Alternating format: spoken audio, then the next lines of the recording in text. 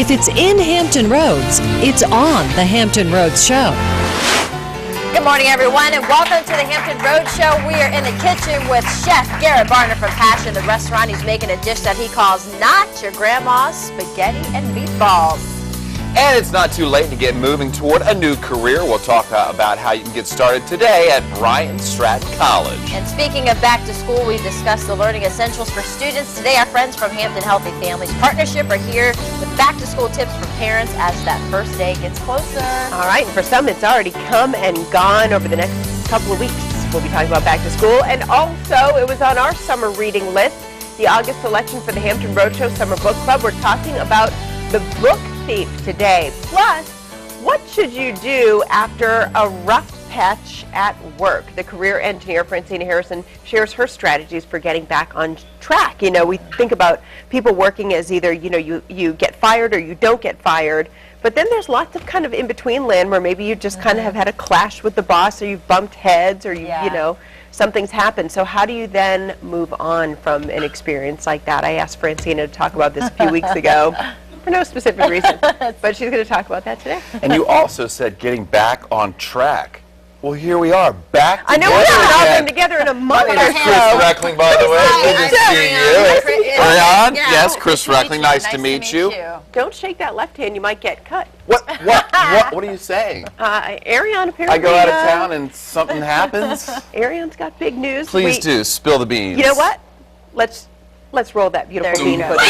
All this is happening. I actually have a surprise. This is a surprise, and I'm going to share it in front of all y'all. So, Ariane, I'm going to ask you and share with you. I want to thank you for everything that you have done for me.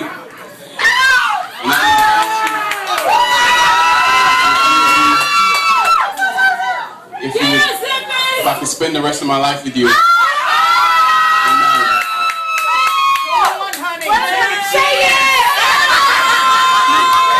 you.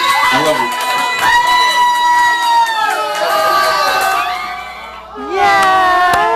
Wow. Yeah. Yes. You know, I don't spill a lot about my personal life, but, you know, in this case, it happened on Friday.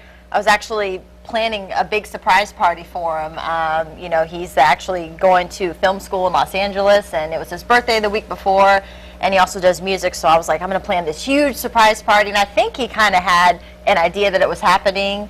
Clearly, he kind of knew, but he didn't know to the full scale, so we were there, and all of our friends were there, and then, you know, he calls me up on stage, and, you know, that moment, it couldn't have been any more perfect than what it was, so I'm happy. He kind of turned the tables on you. Yeah, he did. He said, I have a surprise for the surpriser, and then, you know, of course, yes, I said yes. Some people are very weary about a public show like that. You tell me. I mean, that happened to you. Well, you know, it was in the moment. I mean, nobody, like, you can hear people there and, like, actually going back and watching it, I'm like, oh, wow, you know, but in that moment, it was just him and I. So I was happily, you know. When he got down on one knee, what was going through your mind? Did your heart pick up? Yeah, I was like, is this happening? Like, it's that moment where you're like, wait, you don't want to do the, you know, wave or cry, but it was just happiness. Like, you know, I'm very happy. His name is Jules Ferguson, so, and, you know, I know a lot of folks here at the station have met him. He's a great guy. So, yes, I'm excited. Congratulations. So, you know, I work day by day, you know, one day at a time, because people are like, when's this, when's that? And so we're just kind of still. And just enjoy being engaged for now. Great for Jules. Congratulations to you. That's great news. And let's move on to today's hot topic. You know, I go out of town on vacation, and apparently the prince, I mean, Harry's playing billiards and over in Vegas. I don't know what's going on there, but it seems like he's in a little hot water because, you know, that is some big-time stuff over there with the Royals, and he's in hot water with people. How do you get that straightened out? And now we're talking about if you get in trouble at work.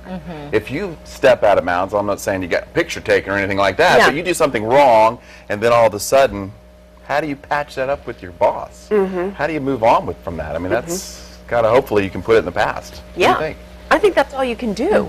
You know what I mean? Move on? Yeah, I think you just got to come in and move on. I mean, you know, anger is kind of like a a muscle. You know what I mean? Like you can sit here and make a muscle, but you can't hold it, you know, forever. And the longer you try to hold it, the worse it feels. You know, so I think you have to let it go, kind of take the high road, and you know, it's tough sometimes. I mean, even if you think you're right, any of us who's in a workplace knows the, you know, the boss is the I was boss. just throwing that Prince Harry thing out there. That I is don't know. not our boss. No. We should, you know. Whoa, I'm not. I almost thought it was Chris for a quick second. Hey now. I mean, put a fedora and sunglasses. I mean, it could be. Turn into Fabio. No, Okay. I agree with Carrie. You know- You can't. I mean, it is awkward sometimes, but even like the best employee will have that day where you're like, oh, I made a blunder. But like you said, you can't hold on to it. You have to just own up to it. If you made a mistake, hey, move on from it. Because if you're moving on, you know, being normal, then everybody else is going to follow your flow. Everybody makes mistakes, and I There mean, you there's have a it. time where your boss has to react. I mean, you can't let one thing go for one person and not another. I think it's harder when you have disagreements, and you may still think you're right, and you have to recognize the point where And bosses stop make arguing. mistakes too. Everyone makes mistakes, and apparently Prince Harry made a mistake. But I don't know why I brought that into the conversation. I don't know It just either. I seems don't know like where it's you're so going. high. I It's mean, like- he made a huge mistake that people are talking about, and now it's sort of, I don't want to say the royal family is like his boss, but You know they what? kind of have to sort of say, hey, you made a mistake and move on from it, but it might not be that easy. I know you have to carry yourself differently when you're, you know, third in line to the throne, but I mean, he's a young kid about to deploy back to Afghanistan, trying to have some fun in a circle of people. His biggest mistake, not necessarily like ripping his clothes off, but trusting. You know, I think about Michael Phelps too. Las Somebody Vegas. supposedly close to him leaks a picture of him. Leaks a picture of, you know, Prince Harry. I mean, you got to conduct yourself better when you're third in line, but choose your friends But he's and in their Vegas. cell phone cameras carefully. What happens in Vegas stays in Vegas. Just move broke the on. code. Not on the internet. You All right. made a mistake. So chime in, of course, our hot topic this morning. Let us know what you think about joining our conversation on our Facebook page. You can also follow us on Twitter at HR_show. All right, the gang is all back together. Only one missing piece, and it's Jeremy Wheeler. I know, Here we yeah. are all together again. Yeah. The four Back in black. musketeers. Yeah. Wheels. Musketeers or musketeers? Well, how many musketeers were there? 4. Well, there were 3, but then they added, you know, was it D'Artagnan? Or D'Artagnan, yeah, he's Yeah, kind of so- the rogue guy. Really? They call them 3 Knew he would musketeers, know. but really I just knew he 4. would know. Anyway, Of course he would. good morning. Good morning. Congratulations. Thank you. You're welcome. It was a good video. It was interesting. Yeah, it's caught on Surprise. video. I have that forever. Yeah, That's lots awesome. of people screaming there. That was like the band. Somebody did quote the Coming to America. Go on, honey, take a chance. And I thought that was the funniest thing ever. So that Nice. made it all the better. It's good. great. Cool. Awesome. Right. Great stuff. Yeah. Good way to Well, start the Monday. Yeah, after this weekend, you know, we want something good to start the Monday. It was a rough weekend there. Yeah. Saturday was real rough. Heavy rain. We had some tornado warnings. Today, we still could see some showers and storms with a little heavy rain possible, and that is for later this afternoon. Tuesday into Wednesday, some more scattered showers and storms. What? A cold front for that one. And then we should dry things out Wednesday afternoon, Thursday, and Friday with high temperatures still in the 80s, but at least some low 80s going into later this week, and still dry going into Saturday. And Isaac, you know, it's in the Gulf of Mexico, staying far from us, and might just see some moisture there as we get into the weekend there Sunday. All right, so here's the pop quiz for today. Pay attention. Here we go. Cars stop for a while.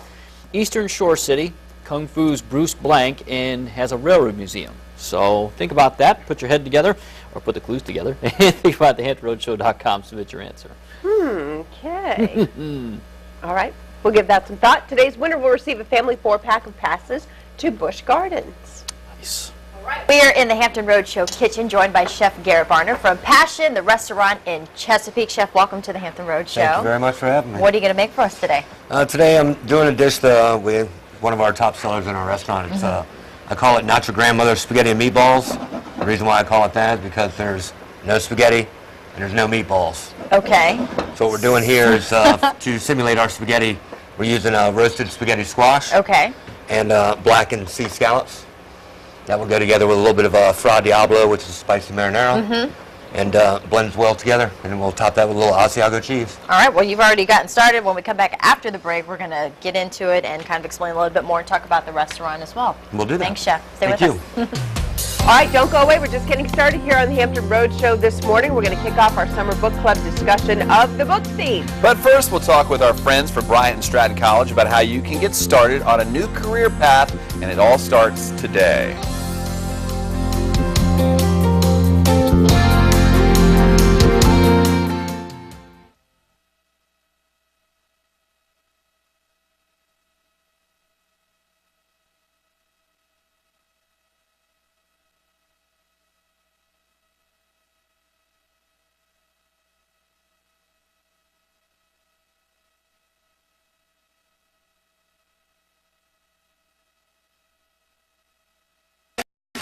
you always want to put it downward on All a right. pan, a little bit of oil on top. That way you get a caramelization on the spaghetti squash itself. Wow. And when you're preparing that, you just drag a fork down it, and it will spaghetti up. And it looks like Just like you noodles. see there. That's very interesting. I bet you could use this for a lot of different dishes folks don't even know about. Yeah, exactly right. Okay. Exactly right. All right, so The next- the sauce here, you have what? This is a fresh marinara that we made from scratch here. Just has your normal ingredients: onion, garlic, tomato, Italian seasoning, which is basil, thyme, and oregano. Okay. A little bit of black pepper, and I'm adding, so to make it fra diavolo, a little bit of spice. I'm doing some Yes. dried red pepper. All right. And at the end, I will add fresh basil and sea salt for flavor. Okay. And kind of the star of this whole dish is these beautiful scallops here. These are our sea scallops that we serve in the restaurant. They are the biggest I can possibly get. They're the sweetest I can possibly get. Okay, so you're, what is that? Is that some oil or butter? This is oil. What Okay. I'm doing is I'm Cajun searing these scallops. So I'm adding a little blackened spice to it. Ah, I'm okay. putting the oil on because every kind of blackening spice that you'll ever buy, or even if you make your own, it has some kind of sugars in the mix itself. And what oil and sugar makes is caramel. Yes. So that's what you want to do, is caramelize these spices onto your scallop. Gotcha. Gives a little bit of crunch to it. Okay. And you are going with the healthy portion of seasoning on there, right? That's right. Okay. And it does look like I'm putting a whole lot, especially Yeah. when we're going to have a Diablo sauce with it. Yes. But the caramelization of those scallops plus the sweetness of the spaghetti squash will blend very well together. What is the reaction you get when you're, they see the not your grandmother's spaghetti and meatballs, and you come out with this? Some people laugh at it. Some people are surprised. Yeah. I've had people order it and then think they're actually getting spaghetti and meatballs. Really? You're like, it's scallops Yeah. And when they don't, they have a great time with it. Yeah. So Is it one of your most popular dishes it in the is. restaurant? It is. Okay. So I know with cooking scallops, those are fairly quick. So I know you had turned your pan on high, all the way high. Yeah, I got the pan on high. I'll get it about medium heat. I'll turn it down when I add the scallops. Okay. When you put, I put oil on it also. We already mentioned that to caramelize. But I have nonstick pans here. But even if I don't have nonstick pans, people ask me, how do I get these scallops or any kind of fish not to stick to a pan? Yes. The rule is hot pan, cold oil, no stick. Really? All right? That Okay. means no matter what kind of pan it is, if you turn it on high and get it almost smoking, put a little bit of oil on your product or right into the pan Okay. product at the same time as the oil, it will not stick. Now, how long do you need to cook your scallops for? I'm going to do these, since they're so big, for about 3.5 minutes on each side. Okay. Do you want to go ahead and just throw one in, or we We'll do still? that. Yeah, you can throw We ahead can and throw do one in. And this just sits. This doesn't have to be stirred or anything. Not yet. Okay. Let's wanna get a hear little that bit sear. of brown to it. Okay, so you just coated one side. Ah. What are some other dishes you guys have at the restaurant that pretty popular with your customers? One is our shrimp and grits, a known southern dish that we're very well known for. Truffle mac and cheese, which everybody Oh, that just sounds flocks amazing. into the restaurant for, it seems like. And then our Maytag filet mignon, probably our top seller. Really? Yeah. Okay. All right, well, this is perfect timing because we're going to wrap this segment up. Scallops are in the pan, and then in our next segment, we'll kind of put all this together. We'll also talk about the restaurant and some things that you guys do that folks can get some information about cooking demonstration. Chef, thanks so much. Okay, great. Thank you.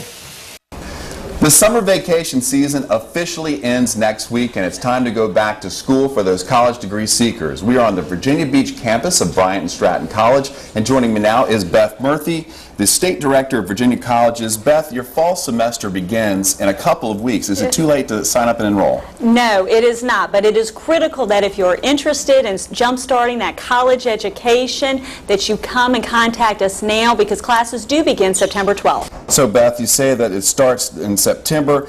When can we expect someone to graduate if they start in September? What is great about Bryant and Stratton College is that we really have a focused curriculum, and so you're only taking classes that you need to be successful. So a student could start with us full-time and hopefully be done in 5 semesters, which that's great because it's that much closer then to getting that job that you need. Now, is it really that accelerated? But tell me how a full-time student can get that bachelor's degree in almost 3 years.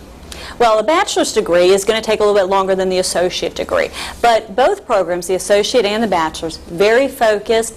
You're taking classes. We have classes available day, evening, weekend, and online. So we have a very friendly schedule that's going to be conducive to you completing. Now, you mentioned that classes start in a couple of weeks. When is the absolute last time that someone can enroll for 2012? Well, Chris, I think you're cutting it close now. You need to call and Right. get in here. But no, we do take people up because we are able to get people through the process fairly quickly. And so you can come up even as late as the 12th. However, the sooner the better, because you don't want to be rushing or missing any of those first classes. All right, and of course you have a special back-to-school special going on right now, and it's a good time for everyone to come out and get to know each other. A big back-to-school event this Saturday. We're bringing all of our continuing students, our new students, and anyone who wants to informally come and learn about the college.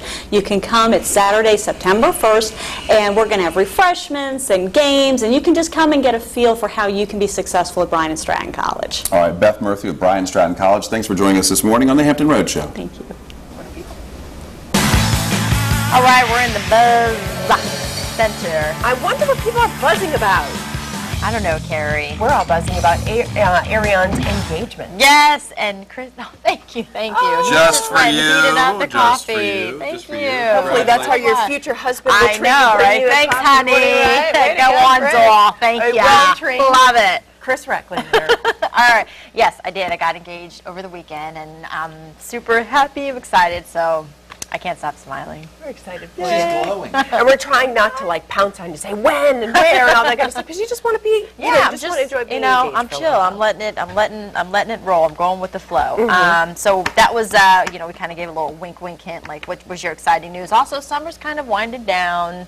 Oh yeah. You know, are you grinding on anything? Are you excited about anything? Louisa Coleman says, my exciting news this week is that I'm finally on a week of paid time off / vacation. Nice. For the first time since early February. She says, making the most out of it as best that I can. I can't wait to hear the exciting news from the show. Well, we just told you, Louisa. That was the exciting news. People are probably like, really? That was it? Oh, I don't set think it up so. so much. I think people are very excited. Jesse Eisenpriss, you were here, no, Friday. It was No. Ann and I. Jesse was here. He was in our audience.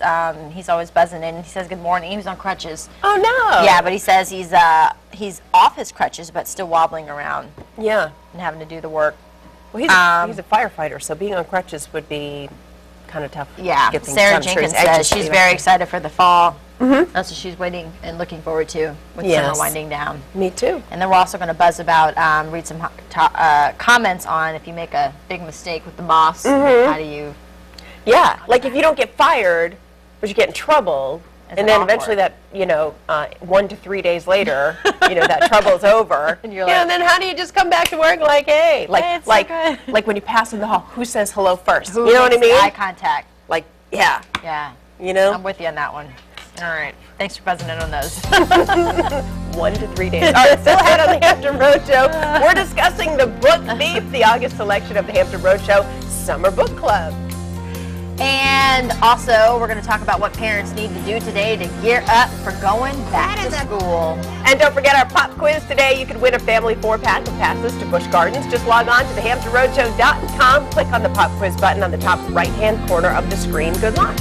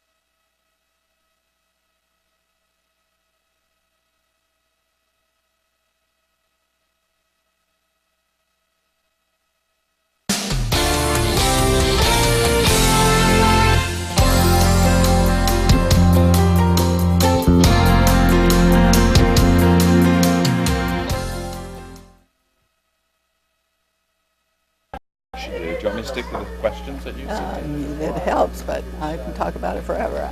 I spent a lot of years in schools. in schools? Okay. I guess getting the kids back on a schedule and routine is really important. Getting them off to a really good start as far as coming home.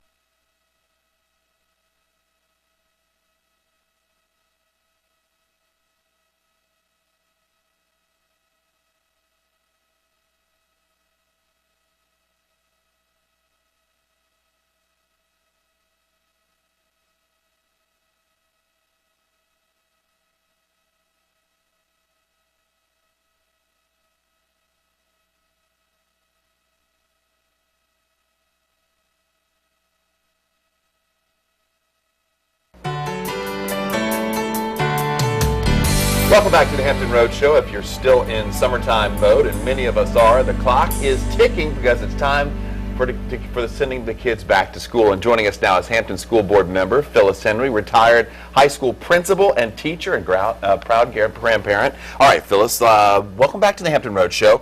Most kids are getting ready to go back to school if they haven't already, and that means it's a big adjustment for the parents as well as the kids, isn't it? Yes, it is. And hopefully all the registration is taken care of and you're already getting stuff from your school, like the bus schedule and your child's schedule.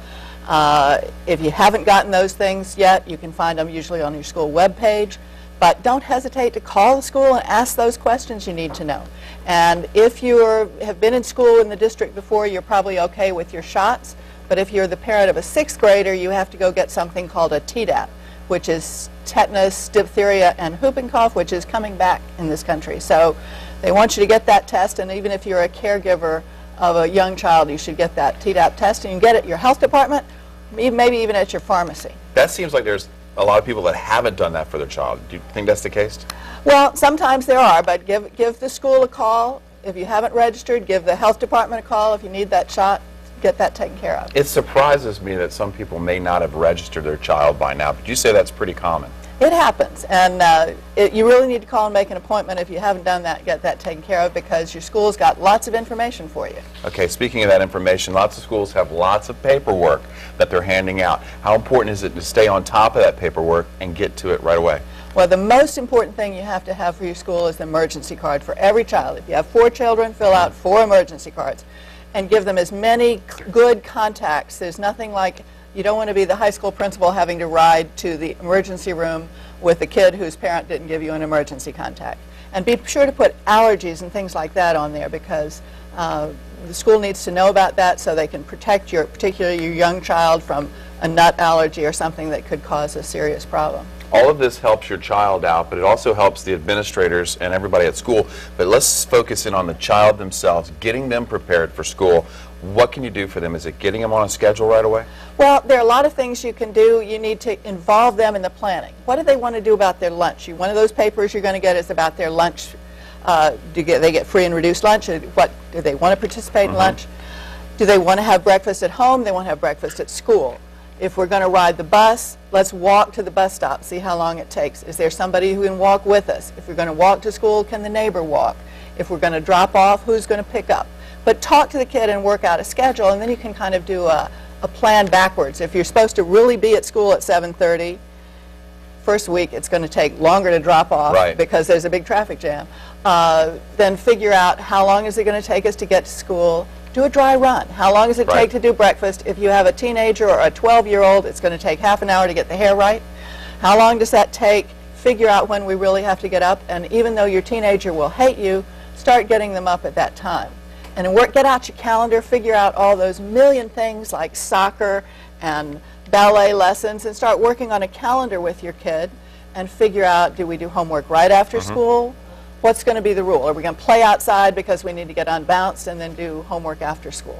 Great advice, Phyllis. For more information, you can contact the Healthy Families Partnership on the website hampton.gov/Healthy Families, or give them a call at 727-1300. Phyllis Henry, thank you so much. That's some great information. Thank you. All right, so you've made a mistake on the job. Coming up in a few moments, career engineer Francina Harrison discusses strategies to get you back on track with the boss.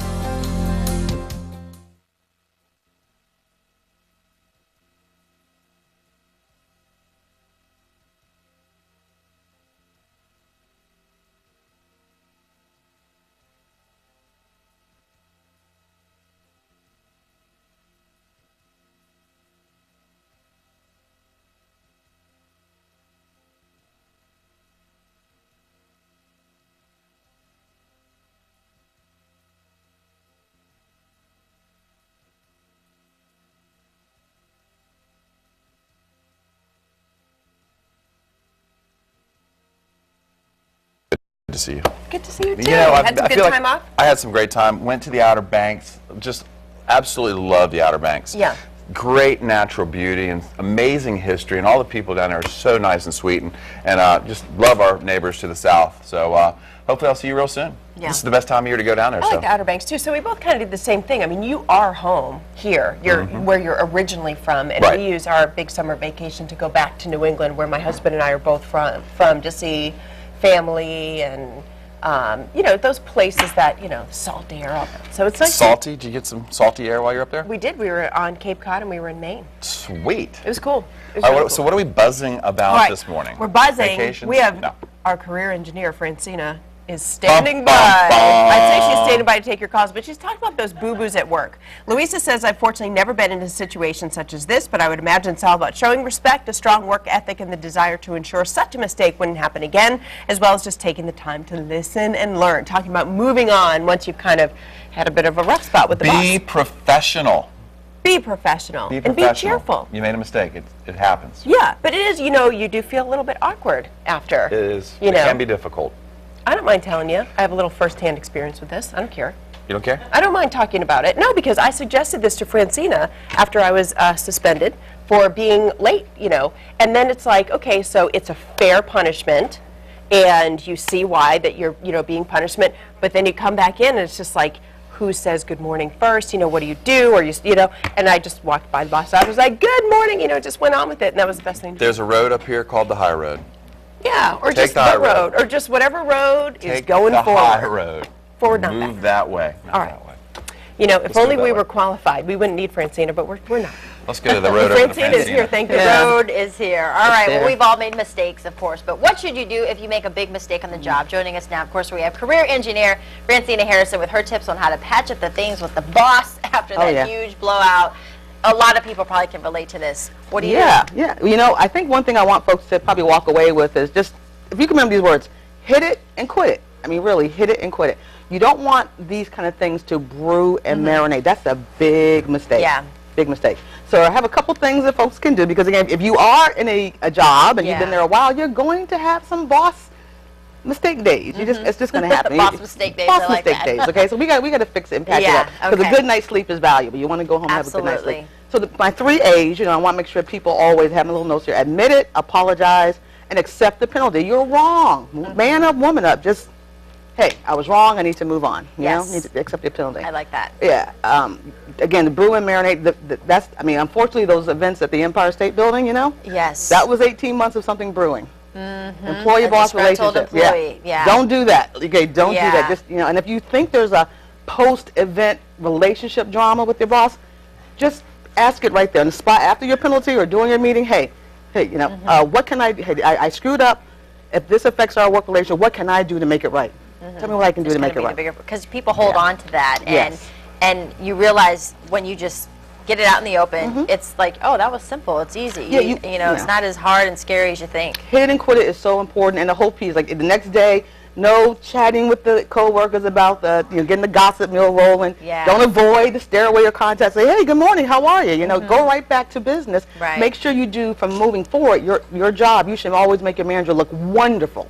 Make he or she look great. That helps rebuild the trust and keep you employed. Yeah, absolutely. And also, too, you know, maintaining that professionalism and not trying to make the same mistake twice. You know what I mean? Do not make a big blowout happen twice. I mean, come on. And one reason folks will keep you, you know, if you did get the disciplinary, if you've been an A-game employee, they don't want to lose you. They don't want to lose you.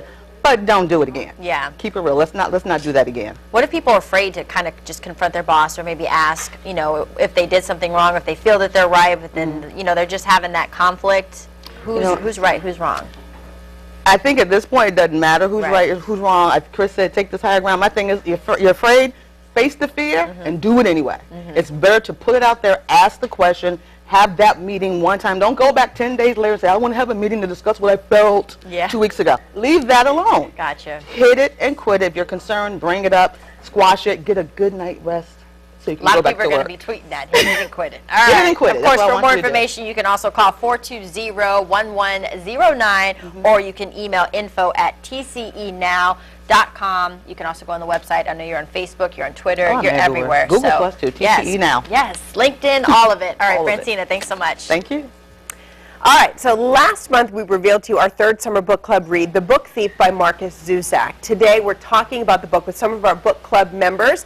I want to introduce you to Lindsay, Ashley, Blake, and Tracy. Tracy, who's back for another discussion, to talk about this book by Marcus Zusak, inspired by the experiences of his parents as Nazi Germany was being pulled into the Second World War. It's the story of a young girl who is separated from her parents and put into foster care. Her parents are being persecuted for being communists, so at 9 years old, Liesel and her young brother Werner are to make this trip to a foster family in Germany, and her brother does not survive the trip, a traumatizing event for her that haunts her for years and years as she tries to find a new normal with the family that takes her in. One of the early people that we meet is her friend Rudy, who's next door. That is a complicated friendship that they have. So I want to start with you, Blake, since you've got the microphone. That makes it easy. What did you think about the relationship and why these two children were drawn to each other when they seemed to give each other as much grief as they did support? Well, I kind of felt more like a partnership, especially since they kind of began the whole thief thing together. Yeah, right. Like, granted, it started when Liesel was, much younger, but they really got more into the thieving aspect once they knew each other and learned how the other thought. The book Thief, the title, of course, comes from one of the early acts that we see in the book when Liesel's brother is being buried in the winter. Before she leaves his graveside, she notices that one of the grave diggers has dropped a book. She picks it up, and that's the first of many books that she's stolen. And the novel is really about the power of words and how powerful it is for her to have books, and she goes on to continue to steal them. I'm going to ask you to pass the mic over to Tracy's. One thing we all talked about in the beginning was that it was hard to get into this book. It was very hard to. Why, for you? First of all, it's not my typical book that I usually pick up, so, and I really didn't understand that was death talking. I think that's a very important part, that you have to realize that death is the one that is talking in the book. Plus, it doesn't give you a lot of background at first, it just jumps into the story itself, so you really have to pay attention to what you're reading. I had to go back a few times to really understand why was Liesel being separated from her parents, because once the bombing of World War II began, it was very common in places like London. All the children were put on trains and sent out to the countryside. But Germany had not yet been pulled into the war when this book began, so I had a hard time understanding at first why the children were being separated now. I'm going to ask you to pass the microphone to...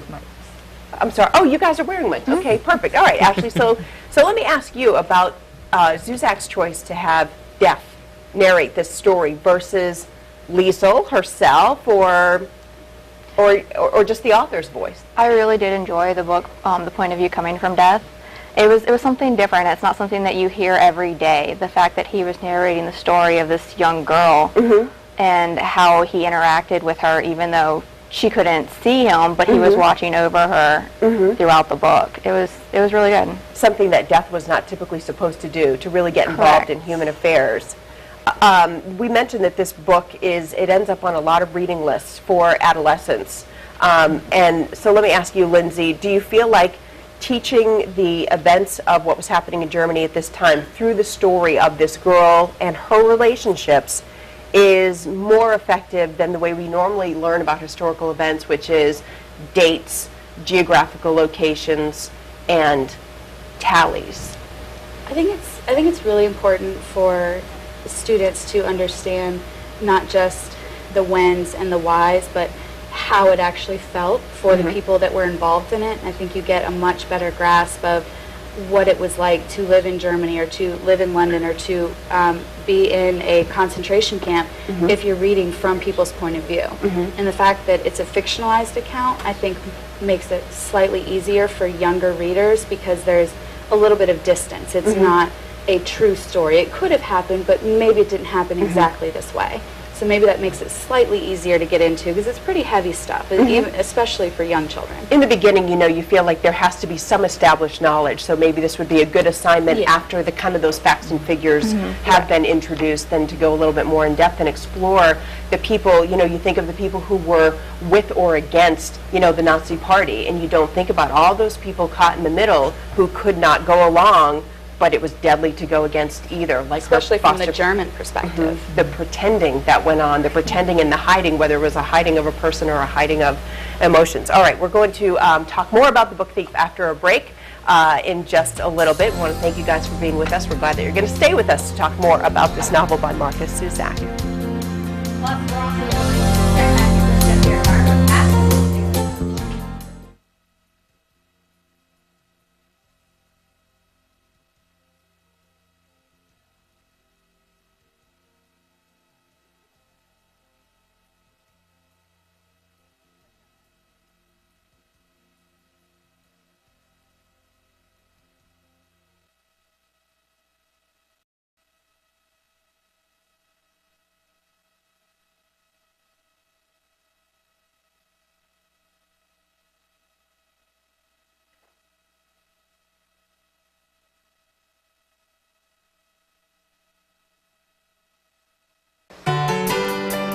Welcome back, everyone. We're back in the Hampton Roadshow kitchen with Chef Garrett Barner from Passion, the restaurant in Chesapeake, making not your grandma's spaghetti and meatballs because there's no spaghetti or meatballs. That's correct. But this looks delicious. We got the scallops; they're about finished. The squash, which a lot of people would just think, use noodles, but the spaghetti squash. I'm interested to trying this. This looks really good.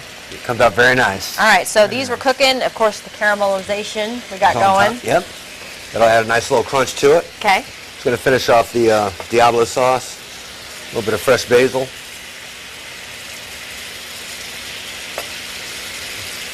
Looks good. See, I don't know how you do that and not have sauce go everywhere, and you're wearing a white chef coat. How does that happen? It's just a show-off tool. Look, Practice makes perfect, I hope. Well, tell me about the restaurant for those who've never been there. What's the atmosphere like? It's a fine dining restaurant. We seat about 60 people on the inside and about an extra 20, 25 on the outside. The bar area seats about 15 people. We have a little bit of everything. We're more of an American bistro, if you will. So we have Japanese entrees on our menu. We have Cajun. You name it, we got it or we can do it. Okay. Yeah. So you're pretty busy there, yeah. Do you guys have any specials coming up, or?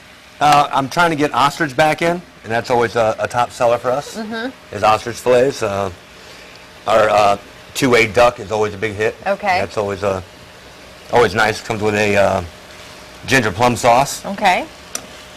It goes over real well. We also have cooking classes available. Yeah, talk about that. It's like in this cooking demonstration, you do that? Yes. And folks can pay or watch? How does that work? Sure. When they watch, it's just like this kitchen is up here. We have an open kitchen in our restaurant.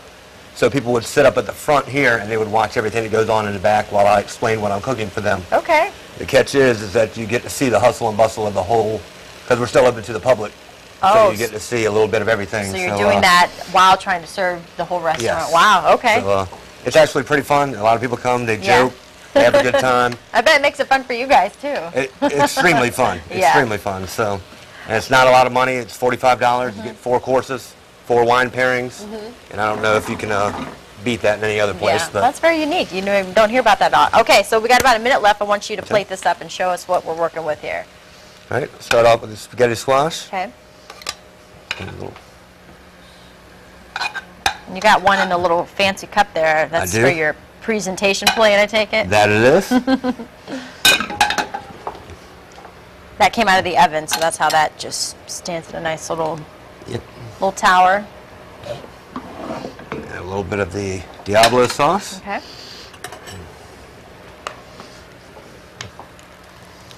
I like. You guys open weekends, weekdays, Monday through Sunday? Yeah, we're closed on Sundays. Oh, okay. But we're open for lunch. Start at 11 o'clock, 11 to 2 for lunch, Monday through Friday. Okay. And open back up at 5 o'clock, or actually at 4 o'clock. Okay. We have a what we call a rush hour, which is kind of like happy hour. We have a couple of entrees on there that are $7, $8, and $9 that people like to eat early. It's very nice. All right, while you plate the scallops, Passion, the restaurant is at 1036 Volvo Parkway in Chesapeake. You can give them a call, 410-3975. You can also go online, passiontherestaurant.com. Go down and see Chef and go see him cook, do the demonstration. That seems like a lot of fun. It is a lot of fun. basically, we have a blast. We're about done with, I mean, is the dish pretty much done? I know you're going to do your little garnish. Yes, I am. There you Just gonna go. hit that with a little bit of Asiago. And we're just, it's like the clock's running down. Okay, All I right. gotcha. Go ahead. Thank you so much, Chef. We're going to taste this at the end. We'll show the little presentation. We'll send it over to Carrie for more of the book club. All right, thank you very much. Last month we did reveal, with the help of Ashley Hooks of Barnes & Noble TCC, that our third summer book club read would be The Book Thief by Marcus Cusack. And today we're discussing the book with some of our book club members, and along with Ashley, who's joined our discussion. We have another Ashley, Lindsay, Blake, and Tracy back to talk about this book. We need to kind of, I guess, go through the plot a little bit here, because we spent a lot of time in the first part of the book about the themes. So Liesl goes to her foster family. She makes an important friend in Rudy. There are a lot of pivotal people in her life. Blake, I want to ask you about the importance of Max. People compare this book to the Diary of Anne Frank, who is written from the perspective of a girl who was a hidden Jew. And until Max comes into the picture, we don't get that story. But how significant was he to Liesl in terms of understanding what was happening in the world? Well, the way I saw it was that Max was like the connection for her. Like to her, it was just a distant story of, oh, this is happening somewhere else. I don't know what's happening. And then she sees firsthand this just worn down, scrawny, just beaten down kid. He's only 24 in the book. Yeah. And just, it made it real for her. She went, oh, this is something that's happening. This is something I don't know if I can ignore. Yeah. Yeah, and it made a lot of things click to her, what was going on with her parents and things like that. Tracy, let me ask you about another person, the mayor's wife. Oh, another wow. example of how, you know, how she chose to treat Liesl was a pivotal relationship for her. Well, she's the one who actually left the books out. And the character went through the windows to grab the books. I think that character became pivotal at the end, too, when she got so mad that she ripped that one book, and she left a note saying, you know, I'm sorry that I ruined your book. And then the mayor's wife came to her and brought her a journal to write in. And I just thought that showed the power of the writing. So she was a very important character throughout the whole book, as well as her husband, even though he was only mentioned once or twice. They didn't talk, these two, you know, Liesl and the mayor's wife, they didn't talk very much, but she was a very steadfast presence for her. It's funny because it's called The Book Thief, but I really don't think that she stole the books. I think that they were a gift from the mayor's wife. And even when she knew that, she still went in through the window. She still needed to keep that consistency. And that was the joke at the end when the mayor's wife went to visit her and give her the journal. Did we go through the door or the window? Yeah. I want to ask you about, Lindsay, about Rosa Huberman. She was not consistently kind to Liesl. Did it take you a while to realize that she loved her? No, I think the way that he gets into her character and into their relationship, you can kind of almost tell that it's very difficult for her to show that emotion, but that it's there. And I think you could also tell the way that Liesl reacted to her. It was almost like they were both playing the parts. Like, it wasn't really cruel, and she wasn't really upset about it, but this is how we do this, so I'll play my part and you play your part. And, you know, as they go into it, there's one part where Rosa needs to get some information to Liesl, and it's some really pivotal information. And she goes to school and yells at her. Yeah. She says, you know, I know that you needed to know, and this is the only way that anyone would believe us. But it meant so much to her that her mother would come and do that. And even the way that it was done, it was still sweet. It does make you think of the things that you observe between people you don't really know, and how people often have their own language, you know, between each other.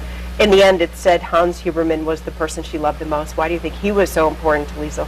He was the only father figure that she had ever had, because she never knew her father growing up. And then she was ripped away from her mother and her brother, and he was the first person that she really trusted, and he looked after her, and he came and sat by her bed at night when she had her nightmares every night. He never left her. He made that bond of trust with her. And that was really important. And in the end, only one of those special people was still, actually I guess we could say two people were still in her life, the mayor's wife, and Max eventually comes in, which may surprise people that Rudy was not there when all the dust settled. But for how that relationship came to an end and what happened to Rudy, you're going to have to read the book. We're going to take a quick break, and when we come back, Ashley will give us the details on another Hampton Roadshow very special reading selection for September. So don't go away. We'll be right back.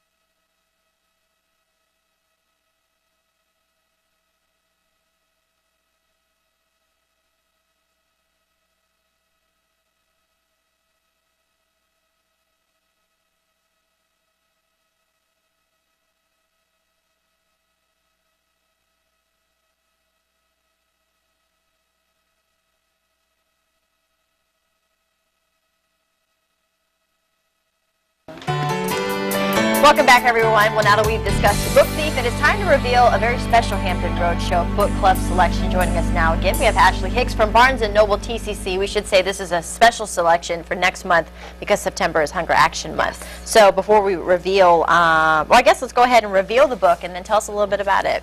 Are you ready? Ta-da! Here we go. It's The Glass Castle by Jeanette Walls. It is a biography. It's very heart-wrenching in most of it. You're just really angry at the parents. These parents, they can make money and they can get a job, but they really choose not to. They live on the streets. The kids have to fend for themselves. They have to take care of themselves, find food and shelter. And the parents are really just okay with it. So it's really a story of the kids and how they deal with everything, how they get through everything. They all grow up and go to college and they make money. Even after the children are doing well, the parents still choose to live on the streets, which you know, tears the kids apart basically.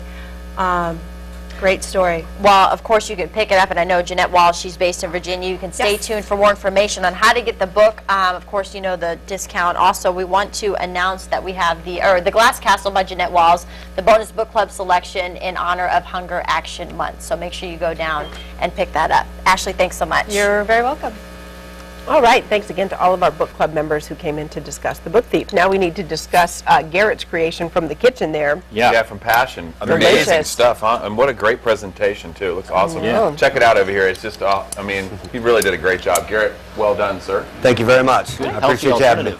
alternative. To pasta. You Low know, carb. and you wouldn't know it. All right, let's answer that trivia there. Let's have a look at it. Here it is. Car stopped for a while. Eastern Shore City. Kung Fu's Bruce Blank, and has a railroad museum. I don't know. Leesburg? That's no. not on the Eastern Shore. It's good. Lee's in there. That's a good guess. All right, you need to answer because we're running out of time. What you got? Parksley. Parksley. Okay. Yeah. On the Eastern Shore. Well, somebody's getting a family 4-pack of tickets to Busch Gardens, so go on up there and have fun. Yeah, Chef Garrett Barker, thank you so much, and Francina Harrison from talking about career engineer and what to do with the boss blender. So this is delicious. Let me go in. That's right. Brian Stratton also, thank you. Get signed up for school today, and also Phyllis Henry from Hampton Healthy Partners. See you tomorrow.